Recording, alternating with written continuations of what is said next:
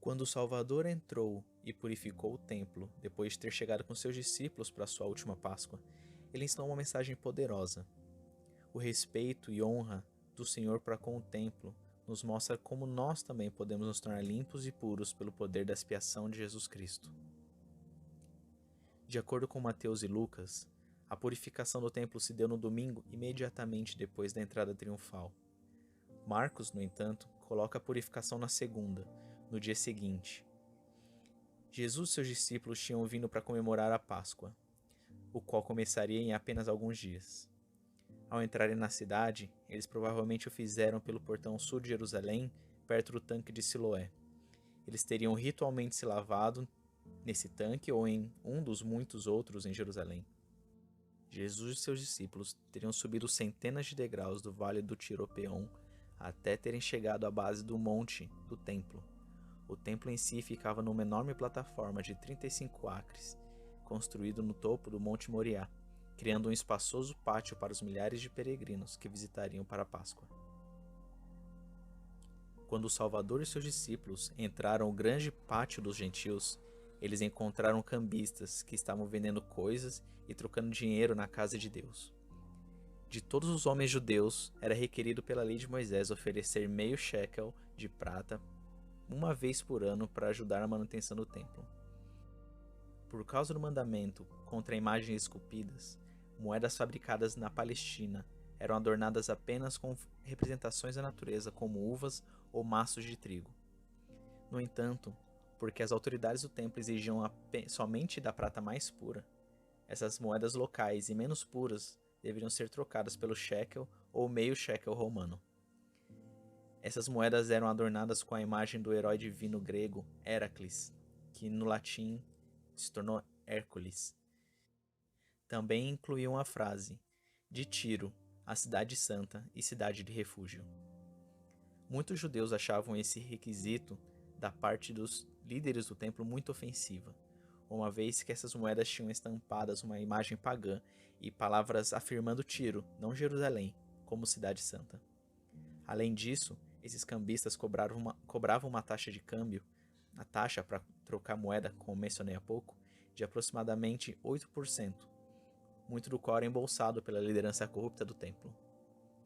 Jesus, ao ver essas atividades comerciais no templo, fez a partir de cordas um chicote e começou a virar as mesas e expulsar os cambistas. Em voz alta, o Salvador proclamou: "Está escrito: a minha casa é casa de oração, mas vós fizestes dela covil de salteadores." Esse é um dos poucos exemplos nos evangelhos em que Jesus demonstra verdadeira e justa indignação. O templo era para ser um lugar sagrado, designado para ajudar Israel a se achegar a Deus, mas os líderes judeus o estavam usando só para lucrarem e ganharem poder mundano. Dentro do contexto dos eventos da Páscoa, o momento dessa purificação é muito significativo. Aproximando-se da Páscoa, que seria dali poucos dias, os judeus deveriam limpar suas casas, remover todos os produtos fermentados. Esse ritual data ao tempo do Êxodo, quando os israelitas fugiram do Egito. Na pressa para sair do cativeiro, não tiveram tempo para deixar a massa do pão crescer. Para comemorar sua pressa, logo antes da Páscoa, as famílias vasculhavam suas casas até terem removido todo e qualquer sinal de fermento ou levedo. A Bíblia ensina: 7 dias comerás pães ázimos, porquanto apressadamente saíste da terra do Egito, para que te lembres do dia da tua saída, todos os dias da tua vida. Deuteronômio 16:3. Os 7 dias sem pão fermentado começariam no dia seguinte à Páscoa, e era chamado a Festa dos Pães Ázimos. Os judeus viam esse momento de limpeza de suas casas do fermento como um momento de preparação, no qual eles não só se preparavam fisicamente, mas espiritualmente também. Levedo, ou fermento, era considerado um símbolo de impureza e corrupção, por causa do quão rapidamente poderia estragar. Uma pequena quantidade de fermento, fazendo uma massa inteira de pão crescer, era um símbolo de como uma pequena quantidade de corrupção pode levar alguém às trevas. Essa purificação era um momento de reflexão e arrependimento para que pudessem melhor desfrutar o festival da Páscoa. Assim, enquanto centenas de milhares de judeus purificavam suas casas de levedo, um símbolo de impureza, Jesus purificava a casa de seu pai da corrupção. Desejando se preparar apropriadamente para essa semana mais sagrada de todas, Jesus fez exatamente o que a lei prescrevia.